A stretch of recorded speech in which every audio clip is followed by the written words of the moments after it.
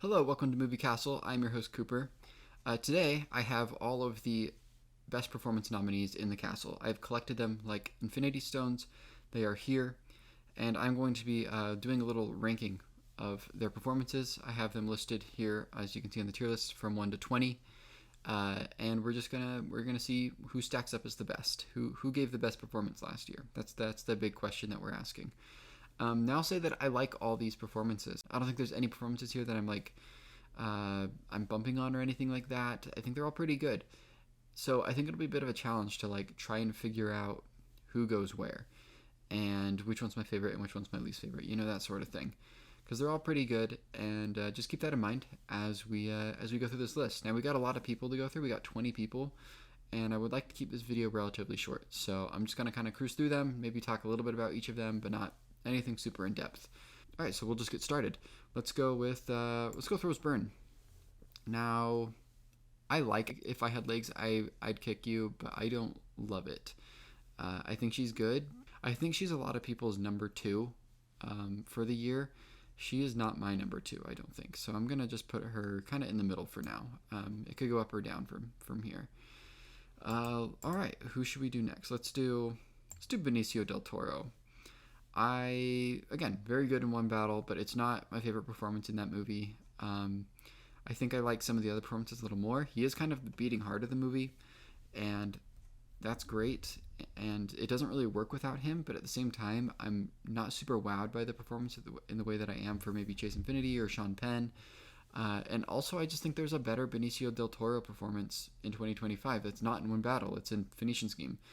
Again, a good performance, very fun. I'm just gonna put it here for now because it's not my favorite thing in that movie. We're gonna do Tiana Taylor, who I think I like a little bit more, and I'm gonna put her above Rose Byrne. Again, one of the more interesting parts of that movie and the conversations around her character. Now that's not what this video is about, but I think she's very good in the parts that she's in. She has a good chance at winning this. We'll see if it happens, but I think if she wins, it's a good pick. I don't know if it's my favorite performance in the supporting actress range, but again, a very good part of that movie and her performance. So let's do Ethan Hawke and Blue Moon. I'm not a very big Blue Moon fan, and I think of the best actor performances, it's my least favorite. I'm gonna throw it down here for now. I'm not really sure but that movie just like didn't click for me at all. And again, not bad or anything, but just not a favorite Linklater movie. So it's gonna be down here. I think Blue Moon's performance is gonna be down here. Not huge on it. Just the least memorable of the best actor performances, but again, still pretty good. Let's do Elle. Now, I don't really know a whole lot about Elle Fanning. I don't think she has any performances that I've been super like wowed by or anything, but I do think she's good in this, and I really like her in the movie, and so in sentimental value, I think she's very good. So I'm gonna put her probably here for now. Again, not like the best thing ever, but I think she plays off the other characters really well. She's kind of a fish out of water compared to the rest of them because she's an American. I think she just like plays that really well, and it creates a sort of atmosphere in the movie. She I don't know, the scenes that she's in have just like a very different energy than some of the other parts of the movie, and I do like that about her performance. Let's do Wunmi Musaku next. The Sinner performances are kind of at a bit of a disadvantage here. Sinners is a movie that I saw almost a year ago at this point, and I haven't seen since, and I've been meaning to rewatch it, but I just haven't gotten to it yet. Whereas a lot of these other movies I've seen within the past 6 months, so they're a lot fresher on the brain. And so she just like, I don't know, her performance compared to some of these other ones just hasn't really stayed with me, and I'm not as big on Sinners as everyone else is. And so I'm not inclined to put her much higher than this position here. Again, nothing wrong with the performance, but just hasn't really stayed with me too much. Let's do Stellan. Stellan's pretty good. I like him in sentimental value. Not my favorite performance in that movie, but he's probably maybe gonna win. Maybe he'll win. I don't know. I'm fine putting him here. He's very good in this movie, and I think he plays this like Swedish director well, and I do like what he's bringing to the table here. Let's do Wagner Moura. Also very good. Very complex performance. He's playing. I don't want to spoil the movie because I think Secret Agent feels like the least seen Best Picture nom, So I don't want to say anything about his performance and sort of the variations that it goes through. But he's very good, and I'm gonna keep him here for now. It's not my favorite thing, but I do like him a lot in this movie, and I think he's very charming. And this movie doesn't really function the way that it should without him. So he's gonna be pretty high up. I think I'm gonna put him higher than Stellan. Let's do a Lordy. I'm not huge on the performances in Frankenstein. He is probably the best part of the movie, but the more time that I've spent, I do like Frankenstein, but the more time I've spent with that movie, it's, I think, kind of become my least favorite of the Best Picture noms. He's gonna go here for now. Again, just not like a performance that I really care for too much. Again, he is better than like Oscar Isaac in that movie. I think he's better than Mia Goth. He is doing interesting stuff, and he put a lot of personality into the role. But again, just like not my favorite compared to some of these others. Let's do Madigan. Madigan's a fun performance. It's cool to see something like this get nominated. But again, it doesn't feel like the most important thing. I'm gonna put her here. There are other performances I like in Weapons more. I know that she's kind of the backbone of the last half of that movie, but I really love Brolin. I like Garner a lot. The kid whose name I'm blanking on right now is also very good. But yeah, again, it's a good performance, just not one that feels like super important compared to some of these other ones. But it is cool to see something like this get nominated. But it's not. I don't think it's getting higher than these. I love Aunt Gladys though. She's cool. Let's do Renee Reinsve. I think she's the best performance in this movie. I think her character, she plays this character in such an interesting way. Like from the moment you first see her at the play throughout the entire thing, she's always just bringing something to the table that I love. So I'm gonna put her here. I could see it going higher. I think she's my number 2 choice for Best Actress, but I love Sentimental Value, my favorite movie from last year. And I think this is a great performance that doesn't carry the movie per se, but is like just really remarkable and very special. Let's do Kate Hudson. It is probably the worst performance here. It's good though. I do like her in Song Sung Blue, which is a movie I just barely watched. And again, there's just better performances last year that I think I would have rather seen nominated, but I have nothing wrong with the Kate Hudson pick. She's not going to win. She's definitely not my pick to win, but she is good with what she's given. I really like Hugh Jackman in that movie. I think I might like him a little more than Kate Hudson. But again, it's a fine nomination.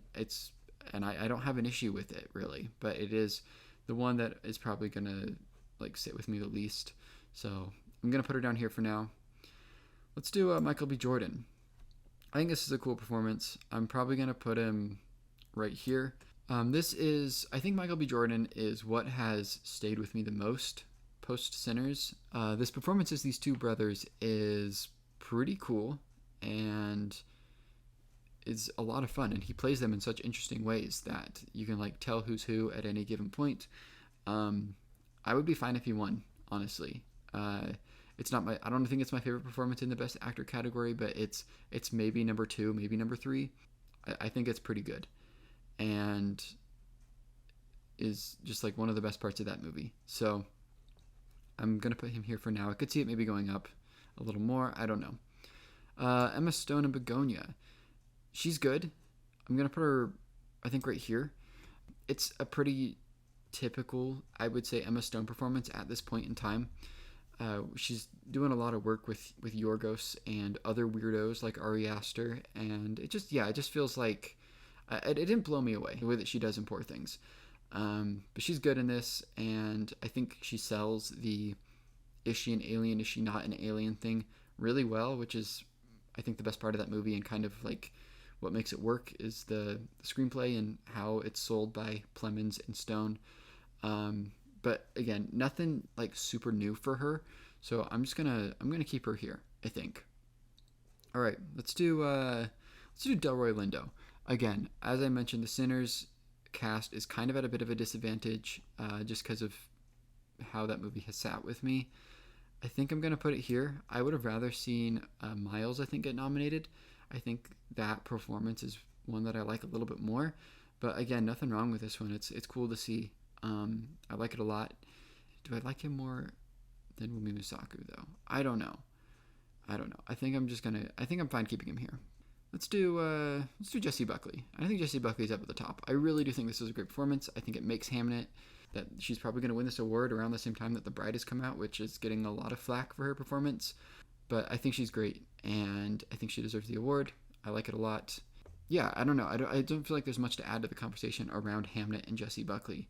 She's the best part of the movie. So, all right, Sean Penn. Sean Penn. Now this is an interesting one because I think I need to move some stuff around. I think I'm gonna put Sean Penn right here, and I'm gonna move her up. I think Sean Penn is my choice for best supporting actor. I think that's a really fun performance, and again, is maybe one of the first performances I think of. If you told me to think about One Battle After Another, that's probably the first thing that comes to mind is Colonel Lockjaw. I think it's a pretty crazy performance. So I really like that one. I think he's far and away the funniest part of the movie. Yeah, I'm a big fan of it. So I'm gonna put that there. All right, Timothée Chalamet. I think this is my pick for best actor. I like him a lot in Marty Supreme. Is it his best performance? I don't know. Maybe. I think he's really good as Paul Atreides though. But yeah, I would say that this is my choice. Who knows if he's going to win it at this point? Michael B. Jordan seems to maybe be coming for it. I don't know. But I think it's a fun performance, and he plays being a shithead in your 20s really well. Yeah, it's probably my favorite male actor performance here. So I'm going to put him up at the top. Leo.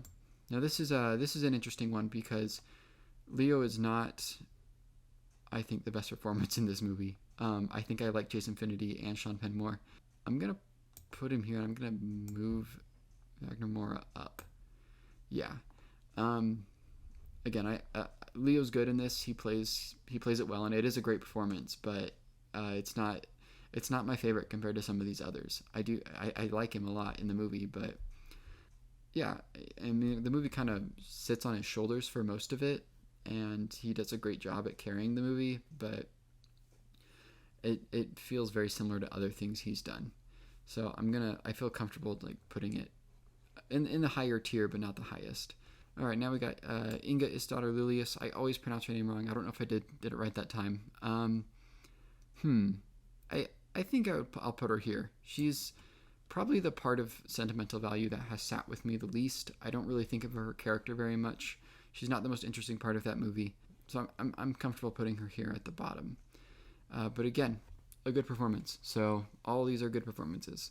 But yeah, as you can see, Buckley's probably my favorite, followed by Chalamet. So let me know what you think of my list that I've put together here, and which performances I have put in the wrong spot, and why Leonardo DiCaprio should be at the top, and why Rose Byrne should be at the top. I don't know. We're going to have our Castle Awards out sometime next week. We're going to be going through our best of the year lists and our best performance list. Different than these though.